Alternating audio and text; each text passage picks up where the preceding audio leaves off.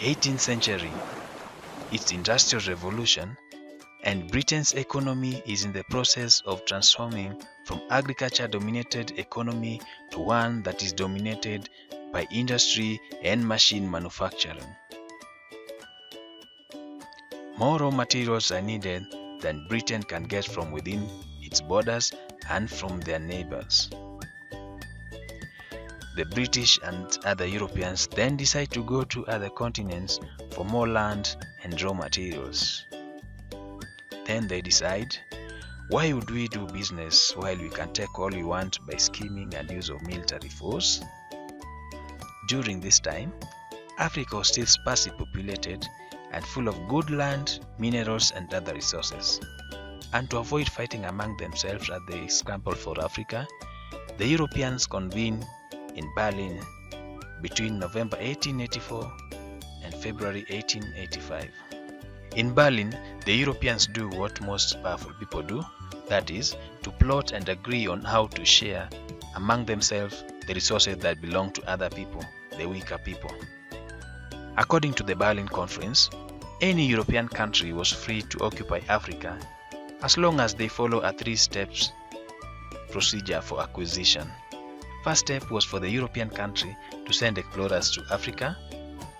These explorers would then sign treaties with local leaders for the African region to be under the protectorate of the European states. You're familiar with this idea in your urban neighborhood, where a criminal gang asks you to accept their protection from other criminals, but you have to pay a fee. The problem was that due to language barrier, the African leaders did not even know what to specify in the treaties. And if the leaders refused to sign, the Europeans would just get any African to sign the document and then head back to Europe.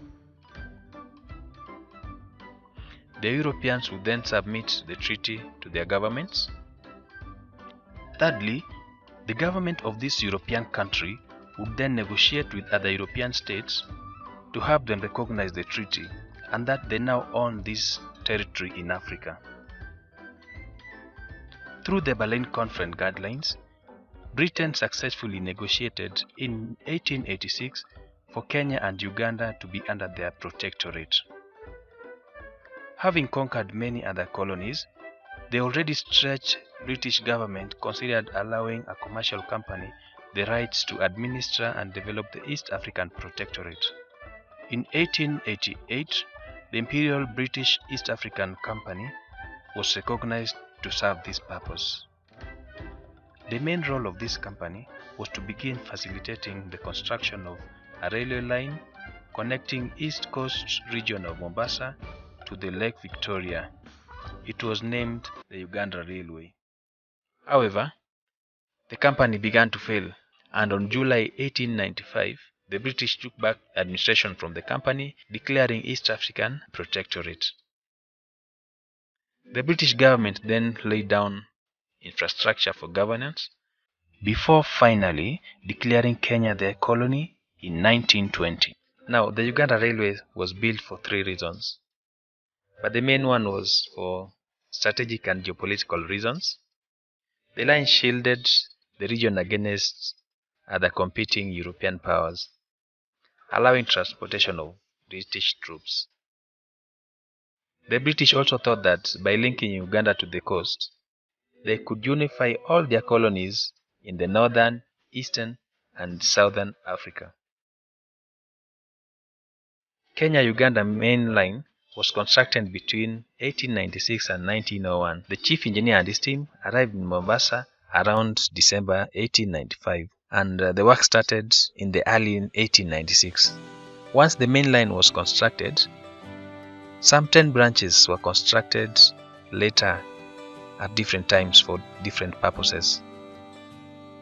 How did Africans react to the railway line? Generally, African communities resisted the British, but this was to a different extent. Some African leaders quickly formed diplomatic alliance with the British, who could then help them fight battles with other communities. The construction itself was not without challenges, but the most dramatic interruption of construction occurred during the construction of a bridge at Tsavo, where the construction was stopped for months after attacks by the man-eating lions. About 28 Indian workers and so many African workers died as a result. Later, tropical fevers and diseases remained a major problem for the construction. The British also faced resistance from the local people, and the most vigorous resistance came from the Nandi people, who resisted and fought with weapons against the construction of the railway line in their territories. They even stole copper and telegram wire and steel items from the railway construction sites to make personal decorations and better spears. They were only subdued when their leader was murdered by the British in 1905. And finally, the railway line arrived at the shores of Lake Victoria on 20th December 1901. But tidying up of construction works was not completed until December 1904. Now, having suppressed all the significant resistance, the British established a firm control over East Africa. And with the railway line completed, white settlers started to arrive in large numbers. The Europeans never intended to develop Africa.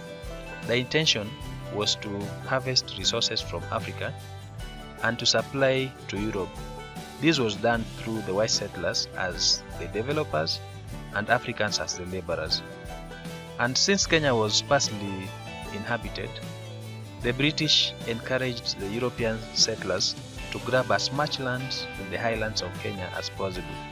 Later, some locals were even displaced to create more room for the expansion of the white settlement.